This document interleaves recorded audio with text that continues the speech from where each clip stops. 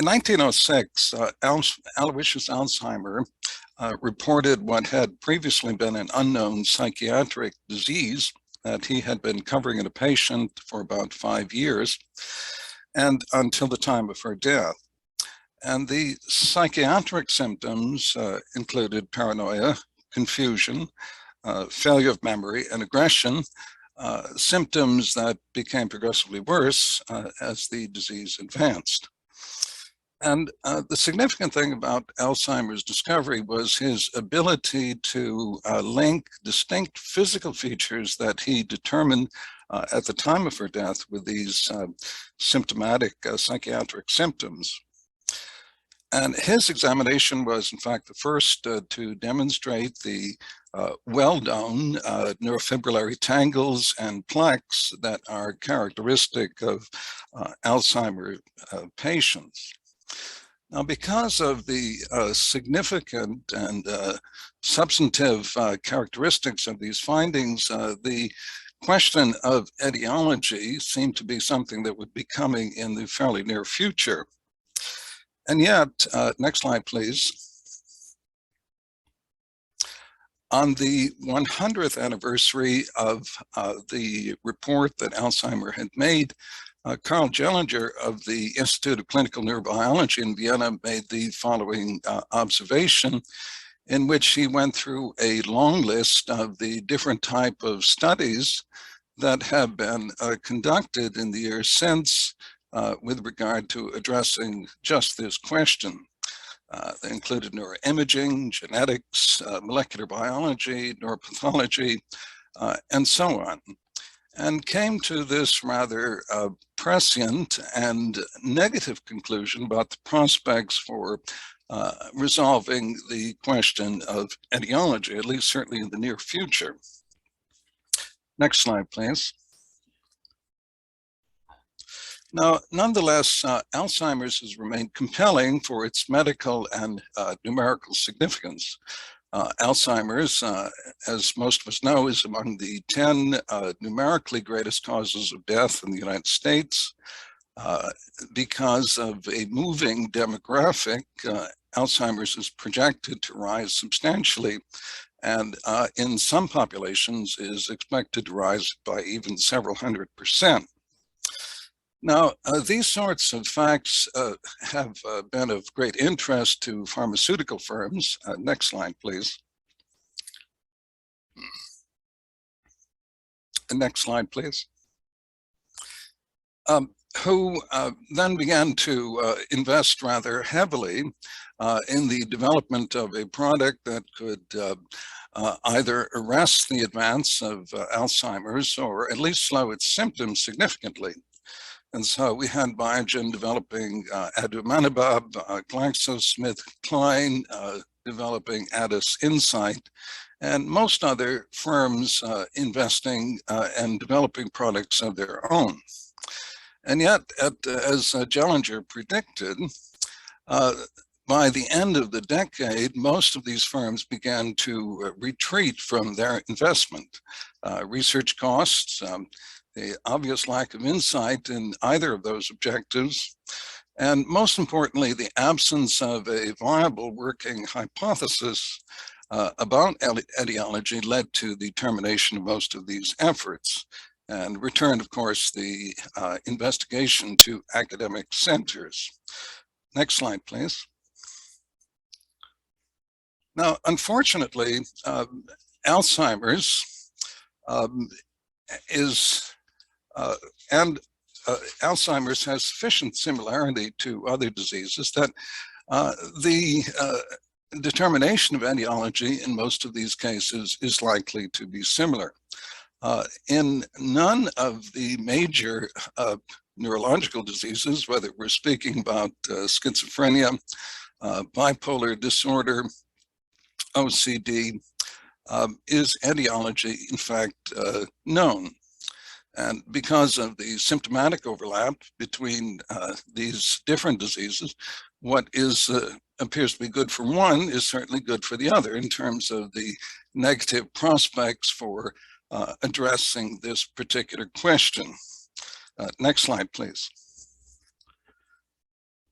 Now, as a result of this, the approach that is often strategically taken is to extend the net as widely as possible with the intention of being able to make some discovery that will provide insight with regard to etiology.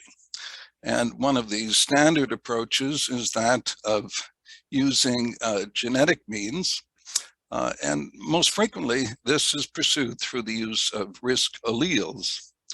And this, of course, is an approach that the National Institute of Mental Health has used in its research classification strategy, where you identify the gene and then pursue that through the protein products until one is able to make a determination with regard to behavior. And this sort of strategy, in fact, has been successful in cases that with diseases that are found generally outside of the brain. If one looks at something like hemophilia, for example, the gene product has been isolated. The determination of its manner of working has been, in fact, found out. And this approach has been successful because the number of biological players are, in fact, relatively few. Next slide, please.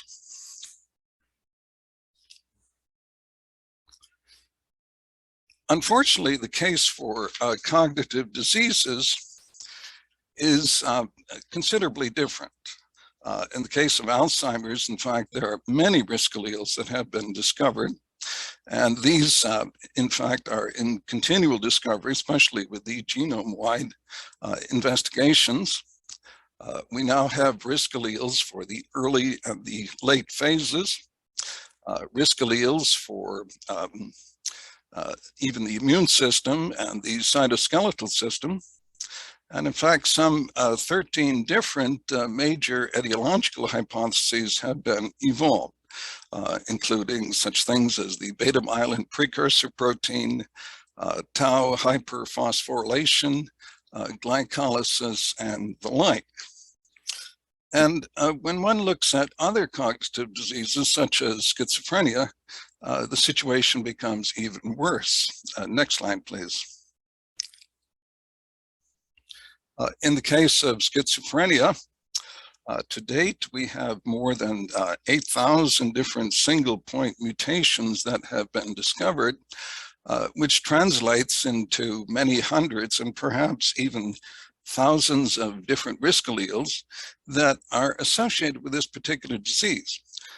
None of these risk alleles has a substantial contribution to the individual phenotypes. In fact, there's very little contribution from each of these. Most of the heritability is, in fact, attributable to these common diseases. So we have no Mendelian genes that have been discovered for schizophrenia. Next slide, please. And if we can sum up the results from these sorts of studies, they would be listed in the following way: that cognitive diseases, in fact, affect many genes. Estimates in the case of schizophrenia, possibly in the thousands.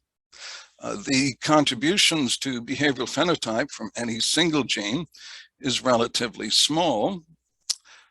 Copy number variants do, in fact, influence symptom severity, but involve many genes themselves individually and tend to reveal a cumulative effect that is related to the number of genes that are affected.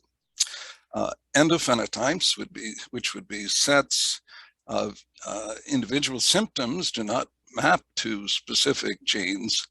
And in general, the behavioral features that are used to assess allelic influences tend to exhibit quantitative rather than qualitative effects.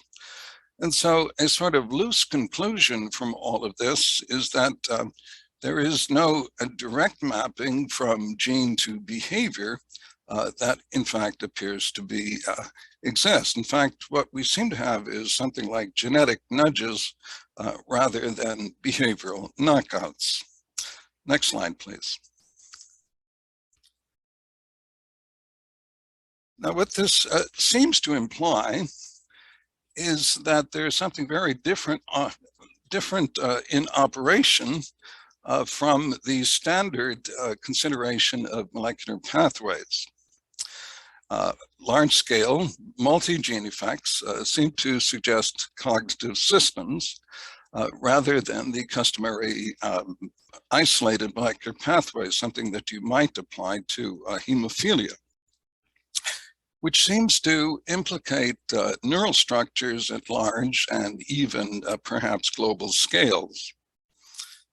And this inability to map gene contribution to behavior, in fact, suggests that constraints to behavior are, for the most part, independent from genetic programming and likely to be mediated top-down rather than from below. That is, they entail rather chiefly neural instead of genetic influences. And so as a sort of summary of this, the absence of a discernible gene to behavior link suggests that neural regulation is in fact flexible rather than deterministic, and is designed to enable the organism to interact freely with its environment, possibly through the activation of different flexible mechanisms such as epigenetics, or at least something comparable to that. Next slide, please. Now, as some support for this sort of a conclusion is seen in different venues. First of all, it's possible to voluntarily elicit different sets of genes, such as the immediate early onset gene expression. This set of genes, in fact, alters synaptic properties and functioning. And you can also elicit changes in the synaptic circuitry through certain experimental paradigms, such as the operant conditioning paradigm. This is the next slide, please. In these particular experimental paradigms,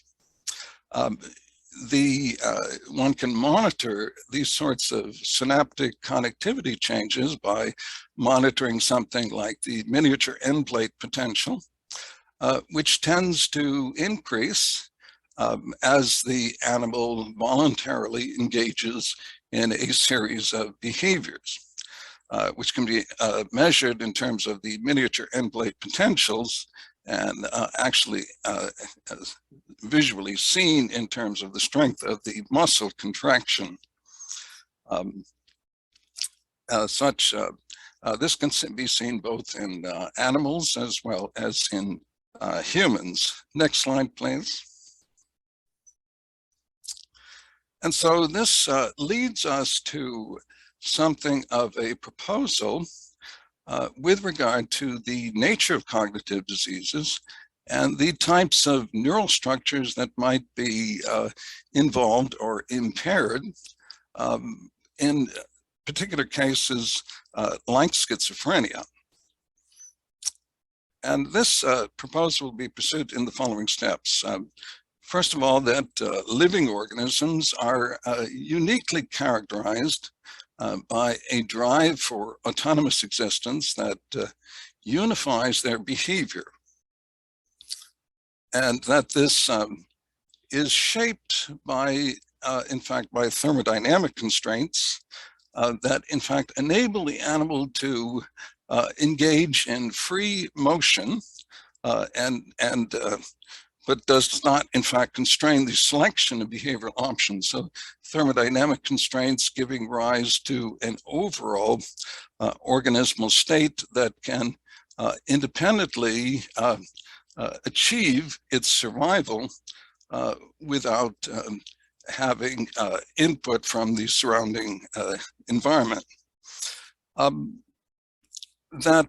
This ability to engage in autonomous behavior is in fact mediated by these large-scale representations that are in effect effected through neural structures such as the motor plan, which help to integrate behavior.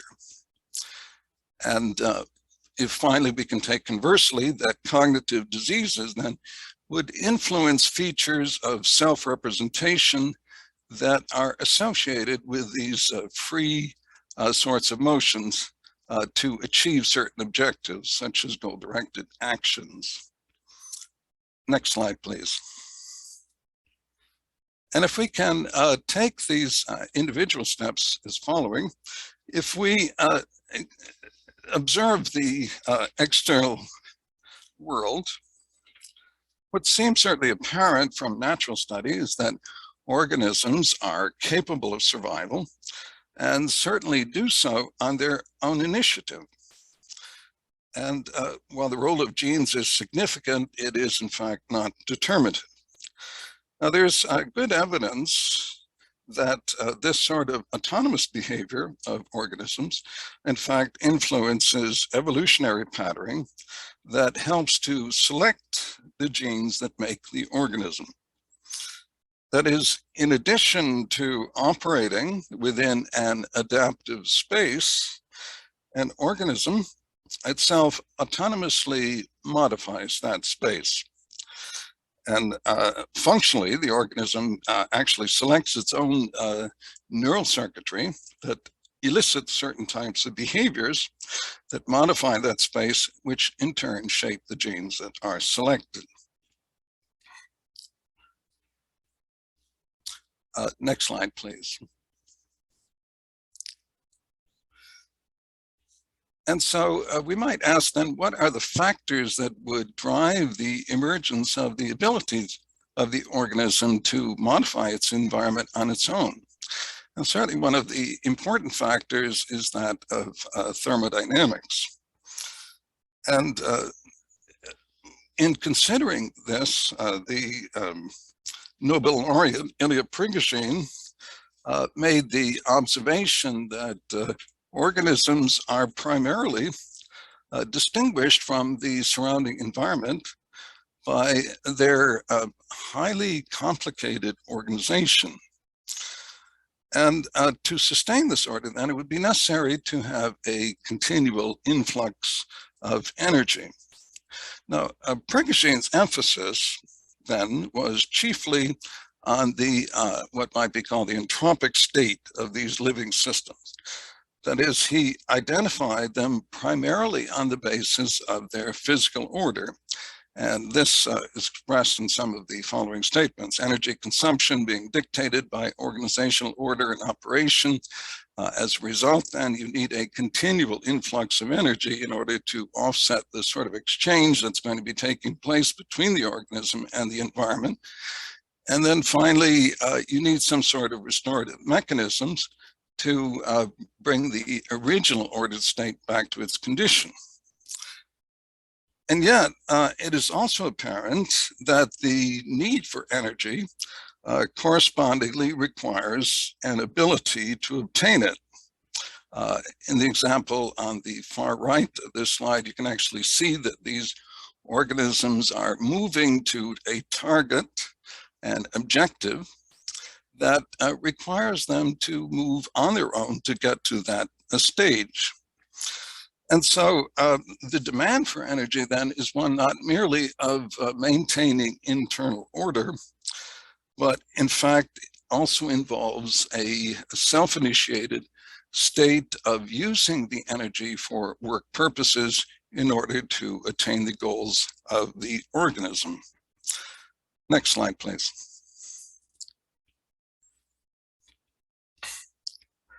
Nonetheless, this sort of entropic focus that Prigogine initiated has several consequences for living systems, as the Friston laboratories pointed out. Regulation of disorder is necessarily organismal. This means that there has to be a boundary that is being regulated by the organism.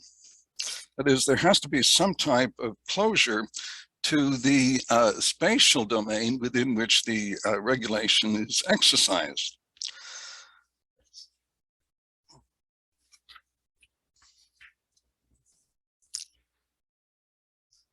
Next slide, please.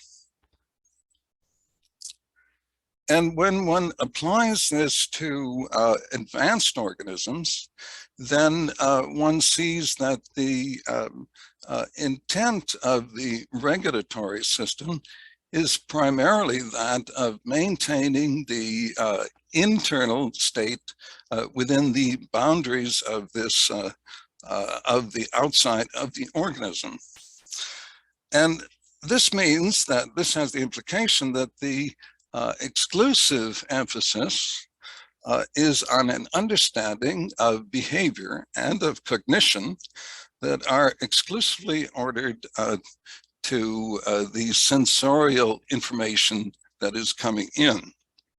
And in the proposal that's been made by Friston, this sort of information that is provided enables the determination of external causes that occur outside the organism, and then the decision to make certain types of motor actions that are based primarily on the actual inferences that are made.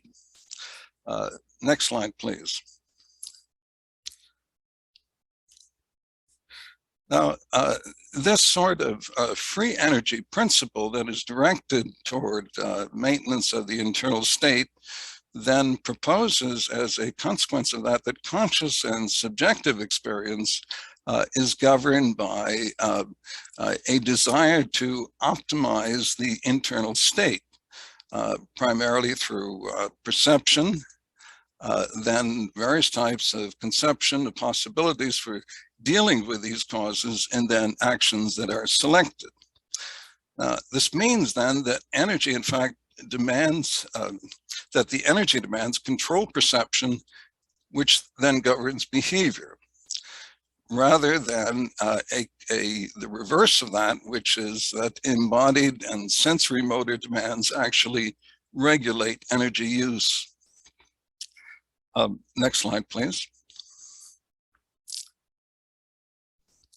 Now, what this means in terms of cognitive functioning is that the entire intent of the organism is to maintain this internal state. And so perception becomes coupled to individual actions only insofar as they modulate the internal state. And this, in effect, decouples the governance of perception from the interaction of motor actions with an objectively real external world. And so it neglects the use of free energy for self-initiated and autonomous goal seeking, that is, agency. However, when one preserves the distinction in the ends to which free energy is used, that is for the maintenance of entropic order, as well as for the performance of work that is directed to goal-directed activity, you then ground the need for a sort of centralized regulator that is capable of governing autonomous activity. And so we begin to see that free energy is important, not merely for maintaining order, but also for establishing the initial stages for normative decisions that are made about objectives that one is seeking for. Next slide, please. And this means that there are, in fact, two principles that govern this sort of basic operation of living organisms.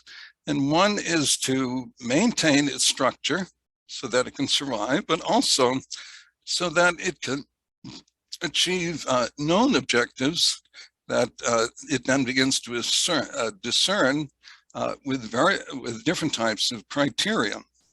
The first principle that sort of governs this may be termed a theory of state, where situated agents actually consciously adopt a perspective that minimizes free energy consumption. that is to preserve themselves, but then a second principle in which they normatively pick particular goals for purposes that extend their ability to engage with the external world. We might call this the maximizing of intentional range, where situated agents actually consciously maximize information resourcing to map out and determine a range of motor actions that can be undertaken according to the goals that they're interested in seeking. Next slide, please.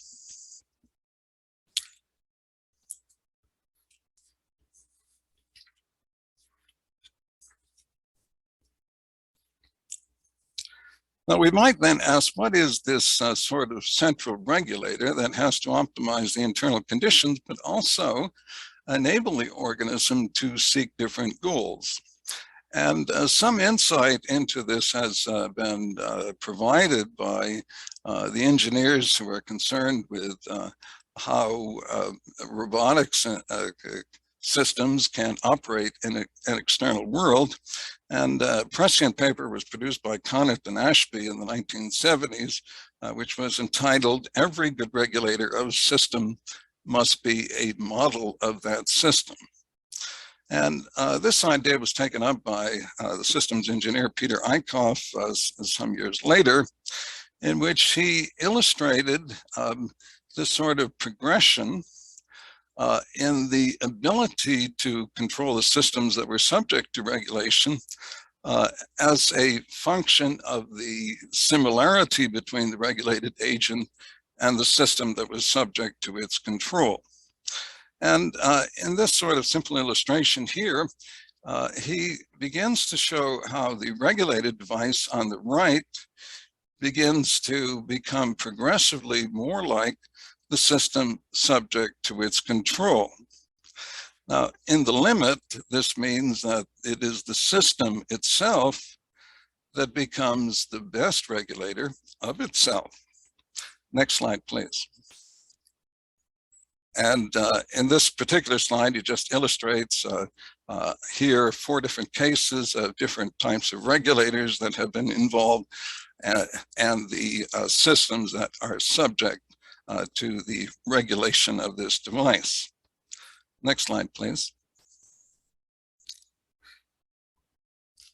Now, when we apply this to living systems, and consider the brain as being the sort of source of regulation, we make the interesting find that the regulator appears to be, in fact, shaped by the system that is subject to its control, which means the body. And there's a considerable amount of evidence to indicate that the synaptic circuitry of the brain is, in fact, molded by means of external afferent activity that comes from the different senses.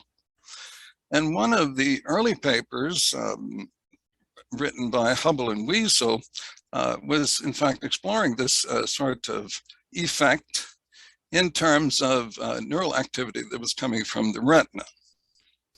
And in the experiment, they in fact prevented neural activity from the retina at different periods during development, and found that at a certain critical period, they were able to prevent these synaptic connections in the occipital cortex from being properly made.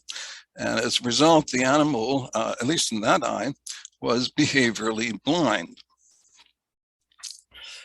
This is shown actually in this radioautographic slide shown on the right. You can see the zebra striped patterns. This is from an animal that has been normally reared. And on the right side is an animal that has been deprived of activity from the retina. Next slide, please. Now, the interesting thing also is that this is not a phenomenon that is limited to the visual system. In fact, it appears to occur with all the different types of senses. Even recently, there have been papers out on olfaction and establishing the synaptic circuitry in the brain that to which it is connected. And it's also not something that occurs only during development, but in fact occurs through the lifetime of organisms. In this particular experiment here, taken from the hippocampus, animals can in fact explore a terrain, and in the course of the exploration, they begin to structure these synaptic connections in the hippocampus between these grid and place cells so that in the future they can return to that location. Next slide, please. Now, the purpose of this shaping and molding by afferent input that comes from the remainder of the body is that it frames actions in the context of the whole body. And so it is the body that functions to anchor individual motions so that they originate from and are integrated as a single source. One that is a representation of the body as a result of this global neural representation within which individual motions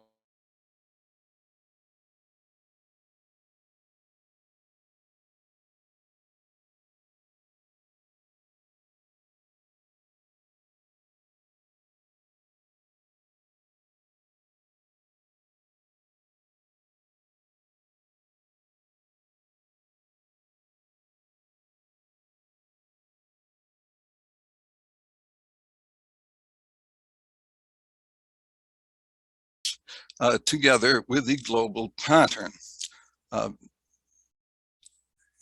I've lost my slides. Hello?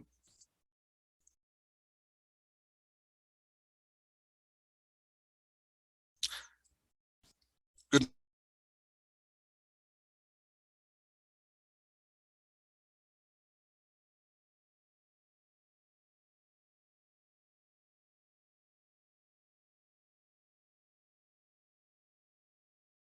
Manage.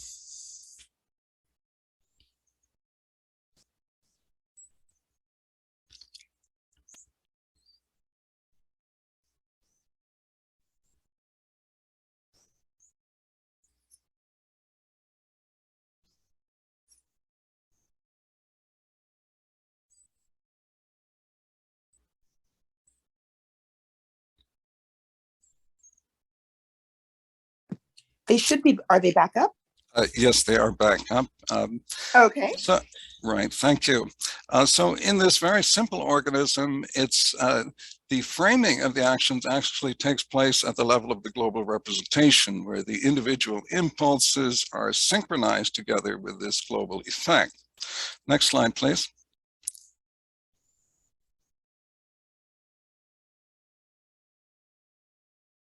Next slide, please. Thank you. No, the previous slide. Now, this sort of global representation appears to also be present in much more advanced organisms, including ourselves. And this, because of the complexity, obviously, of these nervous systems, is demonstrated only behaviorally.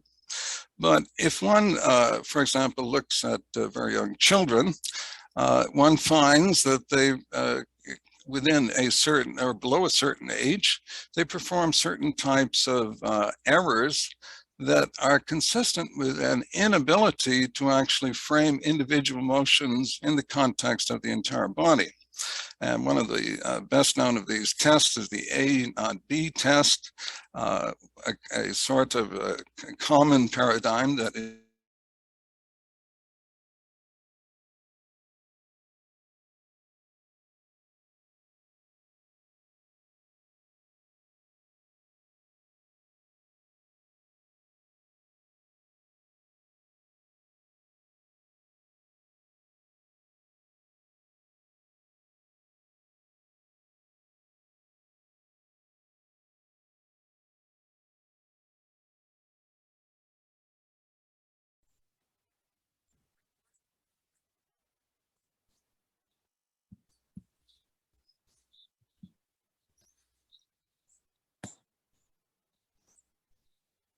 Okay, they should be back up. Yes, I do see it. Next slide, please. Okay, thank you.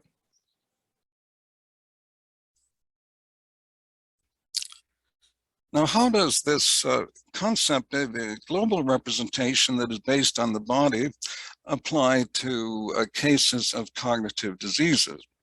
Well, as mentioned, in case of schizophrenia, psychotic symptoms, for example, manifest with symptoms like hallucinations, delusion of control, and so forth, which indicate that the ability to represent one's self as a whole has been lost.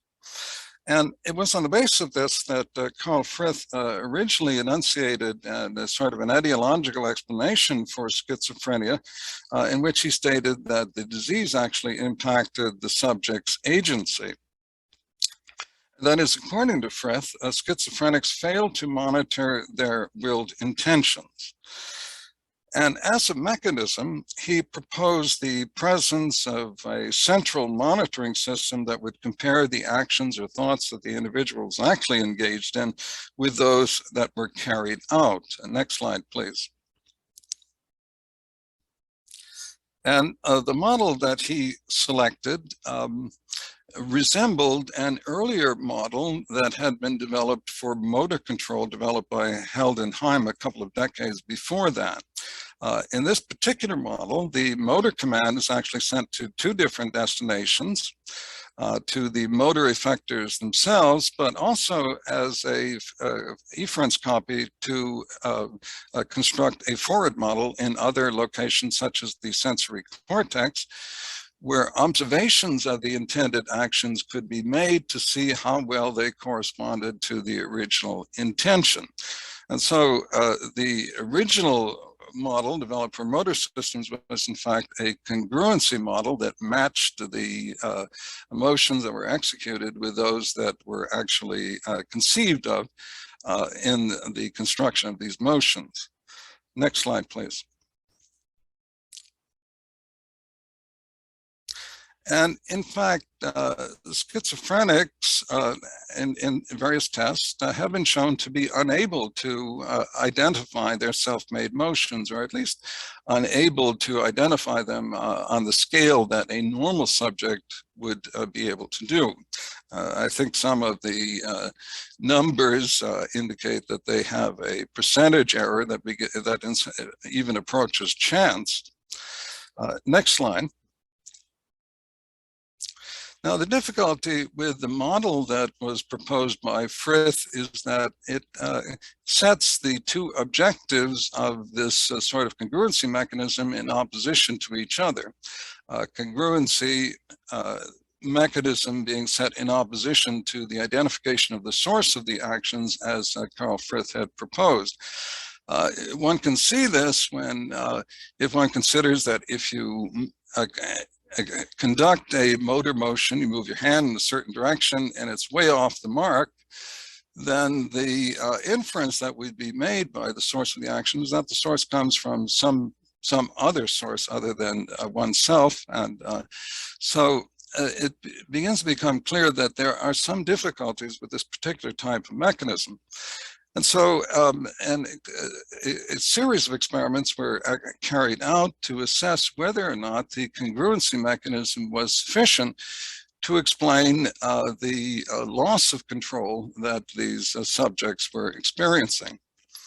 And in this experiment, the actions, what was being tested for is actions that were consciously being initiated versus those that are unconsciously and in the interpretation of the experimenters actually being carried out as automatic actions.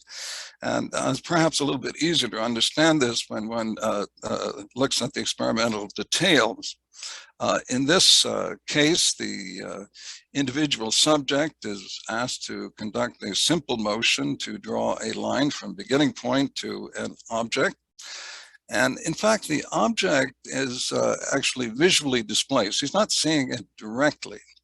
And so in order to draw the line, he has to compensate for this discrepancy. And for small angles, this is something that is done automatically and unconsciously. And each time that the subject does this correctly, the object is moved to a new location where the discrepancy increases even further. Up until a point at which it becomes so large that the individual becomes consciously aware of that, and then no longer pays attention or makes the intentioned will not to pay attention to the visual observation and to pay attention exclusively to the movement of the arm. And for normal individuals, this is can be done fairly easily, and this is shown in the left slide, and with the markings that are given in blue. Now, if the subject is a schizophrenic and you ask him to carry out these different steps, they are in fact able to conduct these motions well in regions where the discrepancy is small. And so it appears that for these individuals, the congruency mechanism is in fact intact. But once they reach a point where the discrepancy is so large that they become aware of it, then they are no longer able to execute the actions anywhere near as well as a normal subject. And so it appears that the schizophrenics in fact have an impairment that is more closely associated with the execution of actions, possibly autonomous behavior, but that the mechanism for doing so is not the mechanism proposed originally by Carl Frith, but in fact is something else. And I'm going to make the suggestion that this is because the representation of the individual in terms of his whole body is required in order for the proper execution of these actions to take place. And I think I'll leave the talk at this point. If there are questions, I'll be happy to entertain those. And thank you, Tracy.